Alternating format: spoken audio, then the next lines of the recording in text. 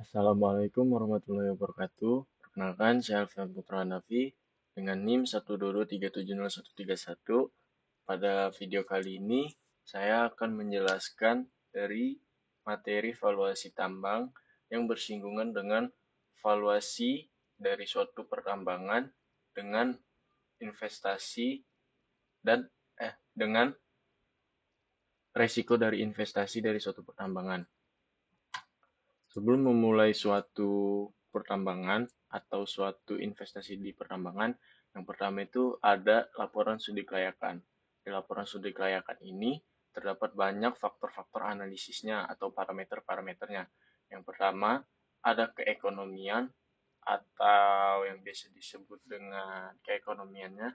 Yang kedua, dengan menjelaskan parameter ekonomiannya itu dijabarkan dengan harga jual, terus proses pendanaan, kemudian nilai tukar rupiah terhadap mata uang.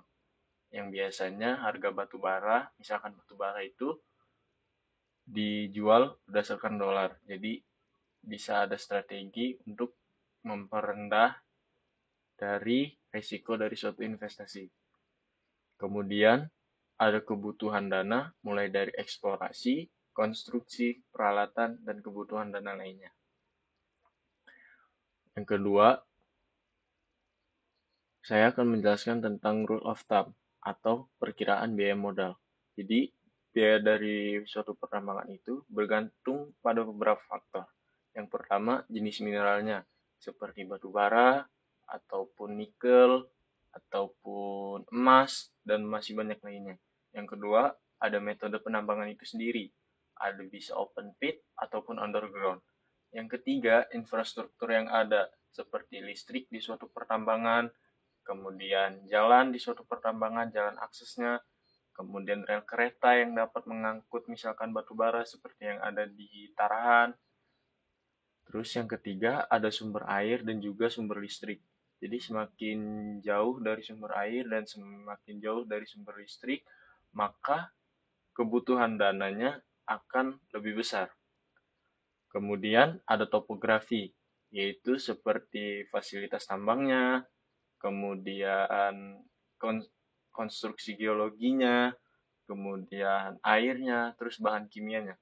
Yang terakhir ada cuaca dan iklim.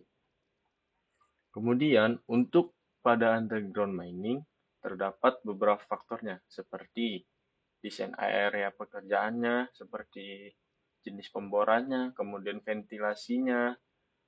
Terus yang kedua, menghitung biaya alat, pekerja, dan persediaan reproduksi selama operasi. Jadi, kan kalau misalkan di dalam underground ataupun di dalam bawah tanah pasti adanya reproduksinya. Nah, itu harus dipersiapkan secara matang. Yang ketiga, menerapkan biaya peralatan atau upah gaji. Dan yang terakhir adalah membandingkan estimasi biaya terhadap ekspektasi pendapatan nantinya. Sekian dari saya yang bisa saya rangkum. Terima kasih. Wassalamualaikum warahmatullahi wabarakatuh.